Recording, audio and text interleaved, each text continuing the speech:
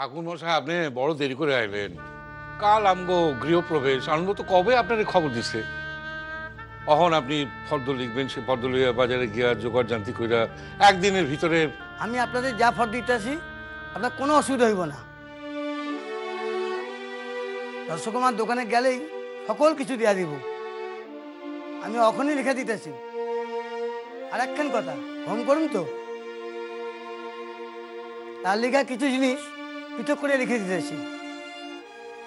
ঠাকুরমশাই নারায়ণ পুজো হবে তো? হ, নারায়ণ পুজো করুন না মানে করুন তো। মা তাইলে তো আইজি সব জোগাড় যন্ত্র করতে হয়। নারায়ণ পূজায় যা যা লাগবো সেও আমি লিখে দিতেছি। আর চিনি মাপ তো জানেন, সোয়াশের সুজি, সোয়াশের চিনি, সোয়াশের দুধ সবই সোয়া মাপের হইব।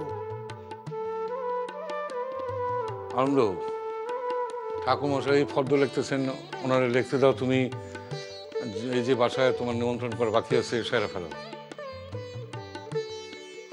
দাদা আপনি কইছিলেন যাদবপুরে গিয়া হরি মাধবদার বাসায় নিমন্ত্রণ করে আসতে। আমি কই আইছি, তারা সকলেই আসবেন। আর এই দেশে আসার পরে দেশের মানুষ জাগজগে লগে দেখা হয়েছে, সবাইরে কই দিছি।